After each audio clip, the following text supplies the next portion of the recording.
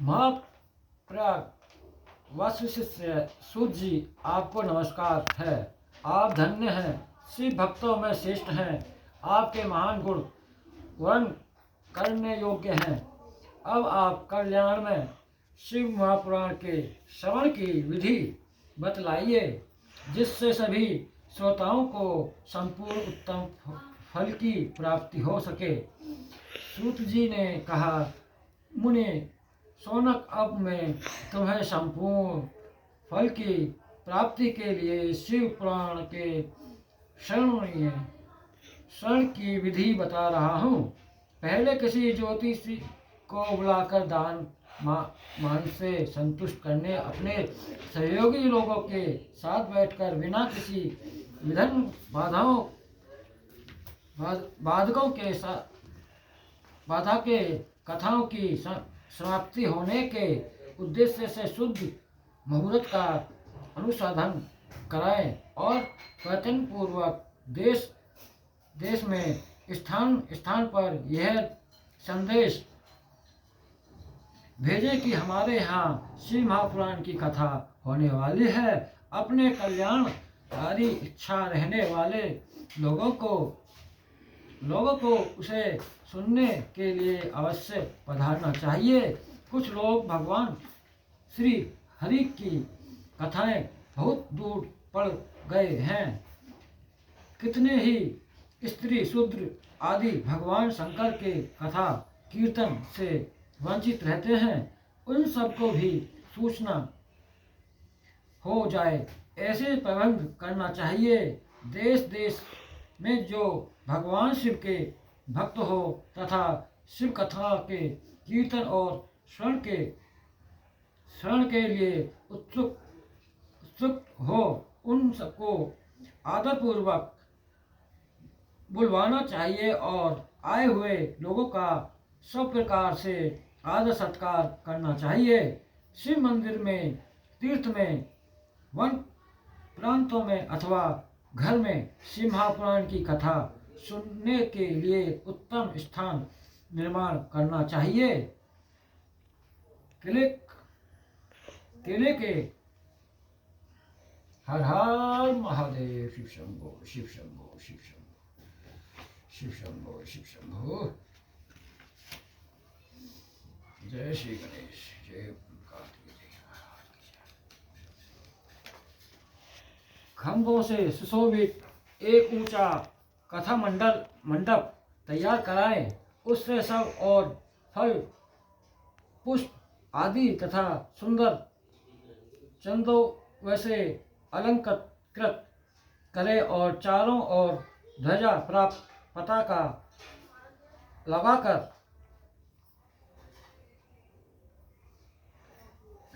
तरह तरह के सामानों से सजाकर सुंदर शोभा सामान्य बना दे। भगवान शिव के प्रति सब प्रकार से उत्तम भक्ति करनी चाहिए। वही सब तरह से आनंद का विधान करने वाली है।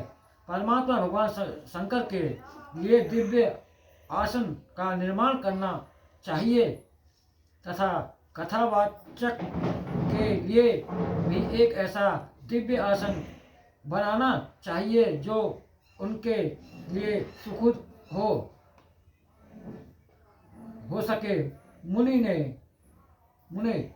नियम पूर्वक कथा सुनने वाले श्रोताओं के लिए भी यथायोग सुंदर स्थानों की व्यवस्था करनी चाहिए।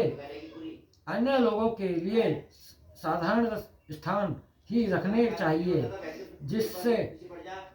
जिसके मुख से निकली हुई वाणी देहधारियों के लिए कामधेनु के समान अभिष्ट फल देने वाली होती है। अब प्राणवत्ता विधान के प्रति तुच्छ बिंदु कभी नहीं करनी चाहिए।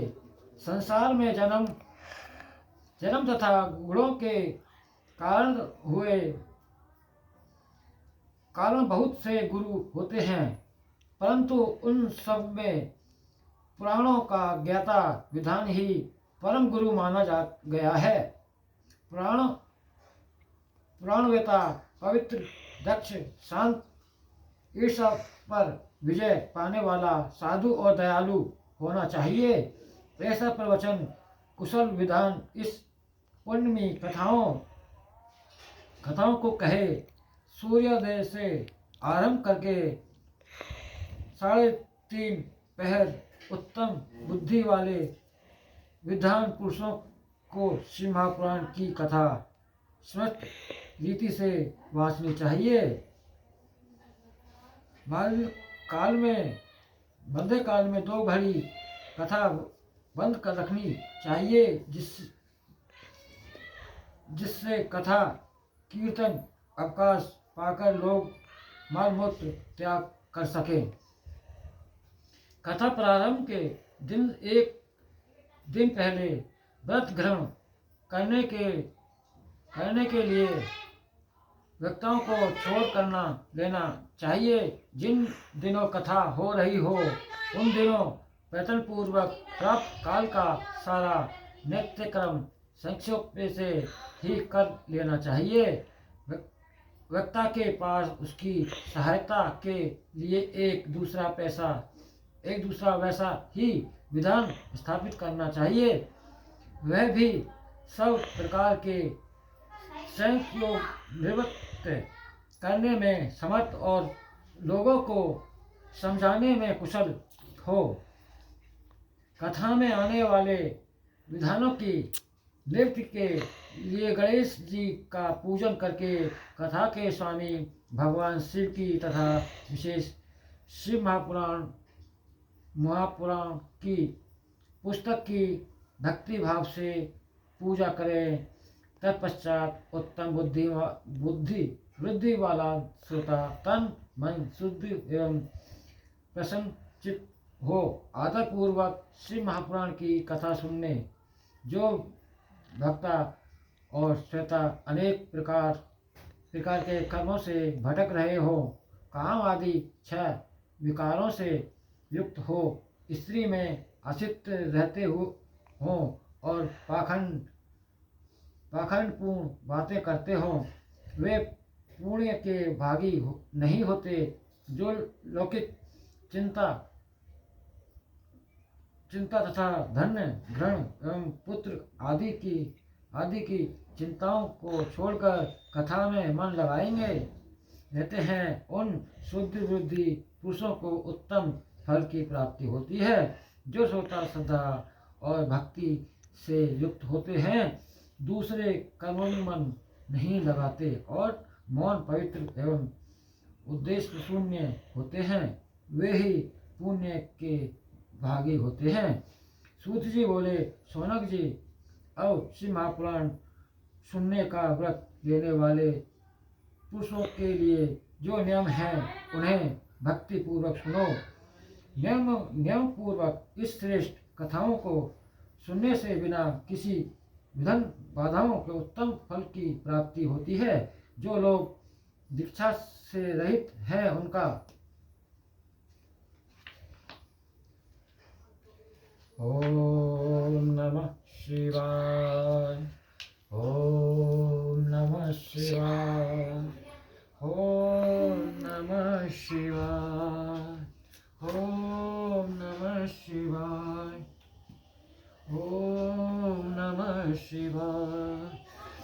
कथा श्रवण में अधिकार नहीं है, अतः उन्हें कथा सुनने की इच्छा वाले सब लोगों को पहले वक्ता से दीक्षा ग्रहण करनी चाहिए। जो लोग नियम से कथा सुने उनको ब्रह्मचर्य से रहना, भूमि पर सोना, पत्तल में खाना और प्रतिदिन कथा समाप्त होने पर ही अन्न ग्रहण करना चाहिए।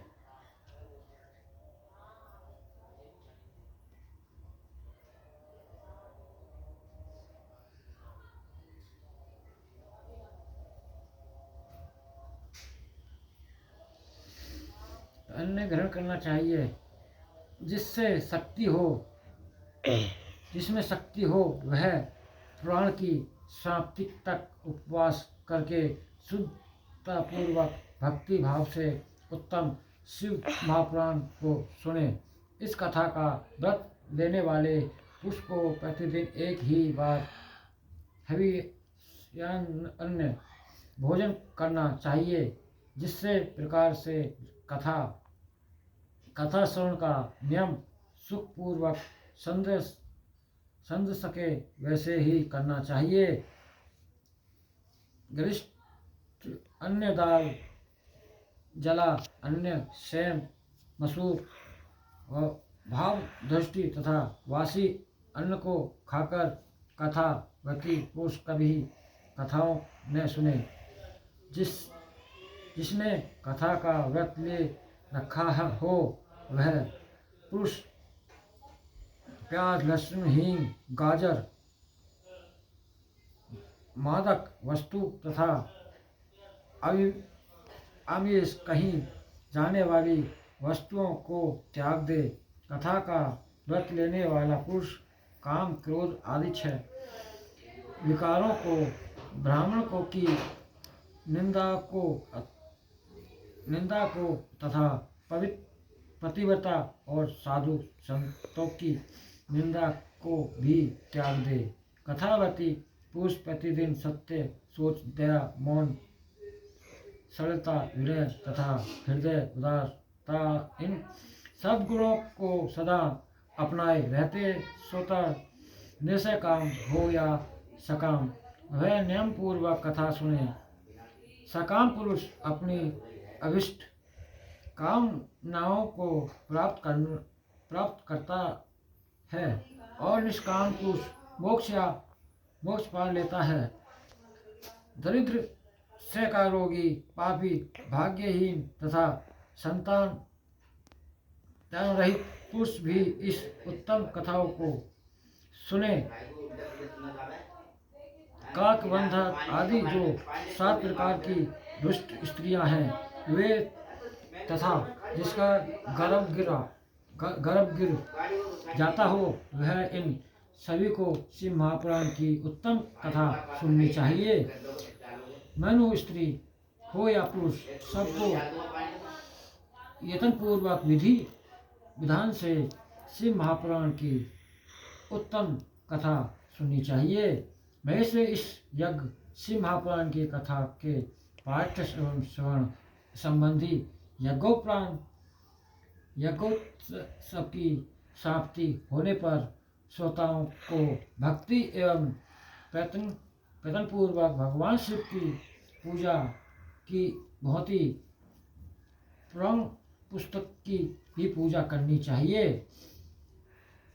तदनंतर विधि पूर्वक वक्ता का भी पूजन करना आवश्यक है। पुस्तकों को आच्छादित करने से के लिए नवीन तथा सुंदर वस्त्र बनवाएं और उसे बांधने के लिए दृढ़ एवं दिव्य डोरी लगावे, फिर उसका विधिवत पूजन करे। मुनि श्रेष्ठ इस प्रकार महान उत्सव के साथ पुस्तक और वक्ता की विधिवत पूजा करके वक्ता की सहायता के लिए स्थापित हुए पंडित का भी उसी के अनुसार धन आदि से द्वारा उससे कुछ भी कम सत्कार करे। वहाँ आए हुए ब्राह्मणों को अन्य धन आदि का दान करे। साथ ही गीत वाद और नृत्य आदि के द्वारा महान उत्सव रचाए। यदि श्रोता वितरक हो तो उसके लिए कथा समाप्ति के दिन विशेष रूप से उस गीता का पाठ करना चाहिए जिससे श्री रामचंद्र जी के प्रति भगवान शिव ने कहा था, यदि श्रोता ग्रस्त हो तो उस बुद्धिमान को उस स्वर्ण कर्म की शांति के लिए शुद्ध अरिष्ट के द्वारा होम करना चाहिए। मैंने रुद्र संहिता के प्रत्येक श्लोक द्वारा होम करना चाहिए, करना उचित है, अथवा गायत्री मंत्र से होम करना चाहिए, क्योंकि वास्तव में यह प्राण गायत्री में ही है। अथवा तो शिव पंचाक्षर मूल मंत्रों से हवन करना उचित है। होम करने की शक्ति न हो तो विद्वान पुरुष यथाशक्ति हवनीय अभिषेका ब्राह्मण को दान करे। न्यूनतिक स्वरूपा दोष की शांति के लिए भक्ति पूर्वक शिव शास्त्र नाम का पाठ अथवा श्रवण करे। इससे सब कुछ सफल होता है, इसमें संशय नहीं है, क्योंकि तीनों लोकों में उससे बढ़कर कोई वस्तु नहीं है। कथा श्रवण संबंधी व्रत की पूर्णता की सिद्धि के लिए 11 ब्राह्मणों को मधु वितरित खीर भोजन कराए और उन्हें दक्षिणा दे। मैंने यदि शक्ति हो तो 3 तोले सोने का एक सुंदर सिंहासन बनवाए और उस पर उत्तम अक्षरों में लिखी अथवा लिखाई हुई शिव महापुराण की पोथी विधि पूर्वक स्थापित करे। तत्पश्चात पुरुष उसकी आह्वान आदि विविध उपचारों से पूजा करके दक्षिणा चढ़ाए। फिर जितेंद्रिय आचरणीय वस्त्र आभूषण एवं गंध आदि से पूजन करे। दक्षिणा सहित वह पुस्तक इन्हें समर्पित कर दे।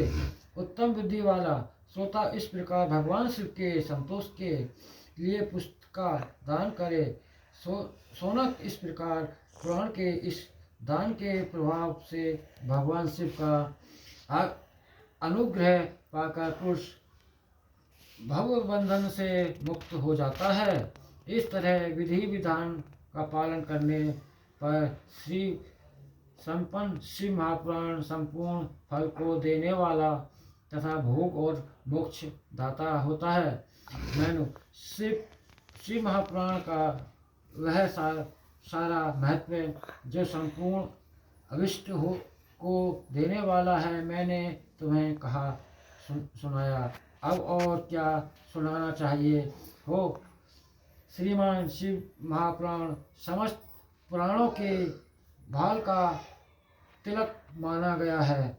यह भगवान शिव को अत्यंत प्रिय, रमणीय तथा भवरोग का निवारण करने वाला है। जो सदा भगवान शिव का ध्यान करते हैं, जिनकी वाणी शिव के गुणों की स्तुति करती है और जिनके दोनों कान उनकी कथा सुनते हैं, इस जीव जगत में उन्हीं का जन्म लेना सफल है। वे निश्चय ही संसार सागर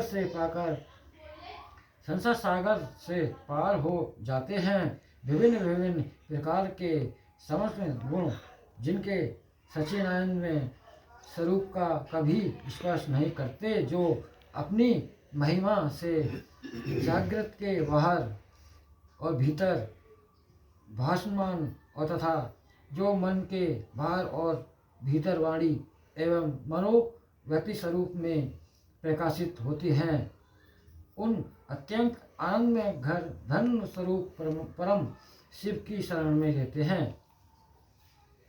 ओम नमः शिवाय। ओम नमः शिवाय। श्री शिव महापुराण का विदेश्वर सरिता प्रयाग में सूत जी से मुनियों का पापनाशा करने वाले साधक के विषय में प्रश्न।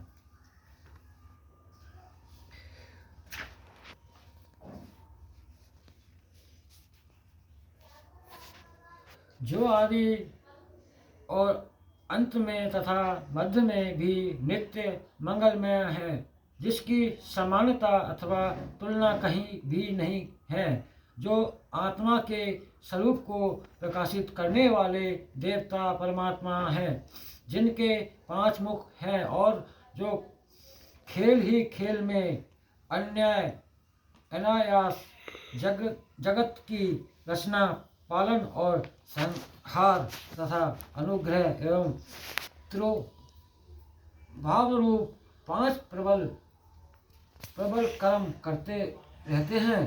उन सर्वश्रेष्ठ अजर अमर ईश्वर अंबिका पति भगवान शंकर का मैं मन ही मन चिंतन करता हूँ। व्यास जी कहते हैं, जो धर्म का महान श्रेष्ठ क्षेत्र है और जहाँ गंगा यमुना संगम हुआ है, उस परम पुण्य प्रयाग में जो ब्रह्म लोक का मार्ग है, सत्यव्रत में तत्पर रहने वाले महान तेजस्वी महात्मा मुनियों ने एक विशाल ज्ञान यज्ञ का आयोजन किया।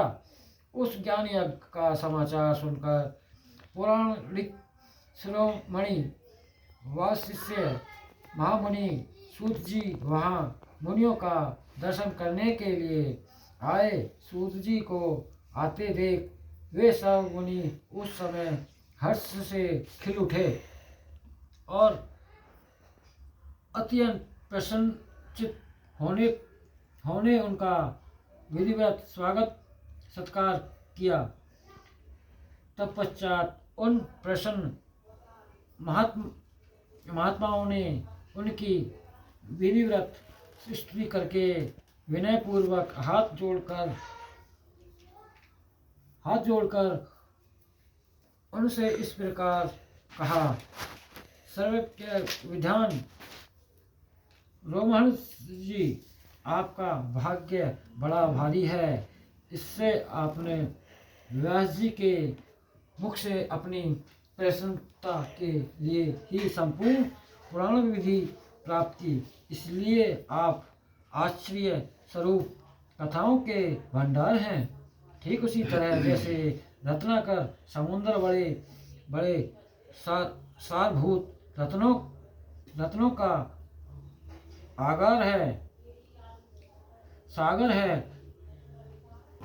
तीनों लोकों में भूत वर्तमान और भविष्य तथा और भी जो कोई वस्तु है वह आपसे अज्ञात नहीं है। आप हमारे सौभाग्य से इस यज्ञ का दर्शन करने के लिए यहाँ पधार गए हैं और इसी व्यास जैसे हमारा कुछ कल्याण करने के वाले हैं। क्योंकि आपका आगमन नृत्य नहीं हो सकता, हमने पहले भी आपसे शुभ तत्व पूरा वर्ण सुना है, किंतु उससे तृप्ति नहीं होती। हमें उससे सुनने की बारंबार इच्छा होती है। उत्तम बुद्धि वृद्धि वाले सूत जी, इस समय हमें एक ही बात सुनने के आदि आपका अनुग्रह हो तो गोपनीय होने पर भी आपका विषय का वर्ण करें। घोर कलयुग आने पर मनुष्य पुण्य कर्म से दूर रहेंगे, दुराचार्यों में फंस जाएंगे और सब सत्य भाषण से मुंह फेर लेंगे, दूसरों की निंदा में तत्पर होंगे, पराये धन को हड़प लेने की इच्छा करेंगे, उनका मन पराई स्त्रियों में असत्य होगा तथा वे दूसरों प्राणियों की हिंसा क्या करेंगे, अपने शरीर को ही आत्मा समझेंगे, मुंडे नास्तिक और पशु बुद्धि रहने वाले होंगे, माता पिता से द्वेष रखेंगे, ब्राह्मण लोभ रूपी ग्रह के ग्रास बन जाएंगे। वेद बेचकर जीवक का चलाएंगे। धन का उपचारण करने के लिए ही विद्या का अभ्यास करेंगे और मद से मोहित रहेंगे। अपनी जाति के कर्म छोड़ देंगे। प्राय दूसरों को ठगने तीनों काल की सहो वासनियों से दूर रहेंगे और ब्रह्म ज्ञान से शून्य होंगे। समस्त क्षत्रिय भी सर्व धर्म का त्याग करने वाले होंगे। कंस की पापी और व्यभिचारी होंगे। उनमें शौर्य का अभाव होगा। वे कृत्य चौर्य कर्म से जीविका चलाएंगे। शूद्रों का सा बर्ताव करेंगे और उनका चित्र काम का किंकर बना रहेंगे। वैश्य संस्कार भ्रष्ट सर्वत्यागी कर्माकरी धनोपार्जन पर्यावरण तथा नाप तोल में अपनी गति का परिचय देने वाले होंगे। इसी तरह शूद्र ब्राह्मणों के आचार में तत्पर होंगे।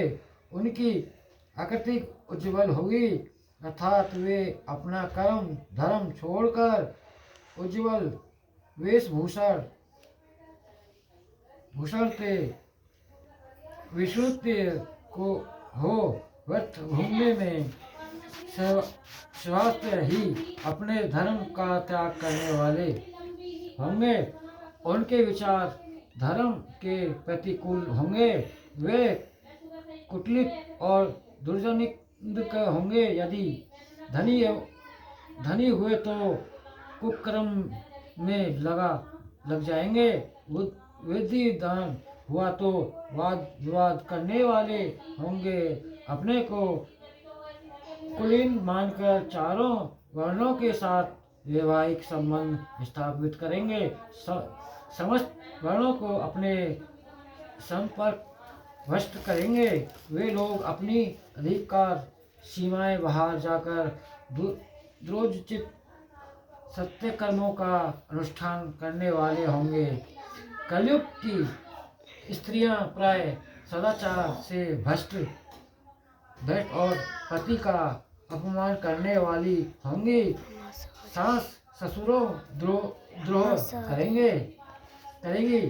अपना भय नहीं मानेगी। अपने बारे में नहीं कह रहा भले भोजन करेगी। कृत्य हाव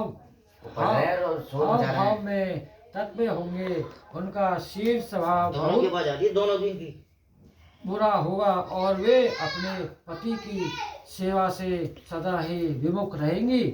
सूत जी इस तरह जिनकी बुद्धि नष्ट हो गई है, जिन्होंने अपने धर्म का त्याग कर दिया है ऐसे लोगों को इसलोक और परलोक उत्तम गति कैसे प्राप्त होगी। इसी चिंता से हमारा मन सदा व्याकुल रहता है। परोपकार के समान दूसरा कोई धर्म नहीं है। अतः जिस छोटे से उपाय से इन सब के पापों का तत्काल नाश हो जाए उसे इस समय कृपा पूर्वक बताएं, क्योंकि आप समस्त सिद्धांतों के ज्ञाता हैं। व्यास जी कहते हैं, उन भाविताओं मुनियों की यह बात सुनकर सूत जी मन भगवान शंकर का स्मरण करके उनसे इस प्रकार बोले, हर हर महादेव।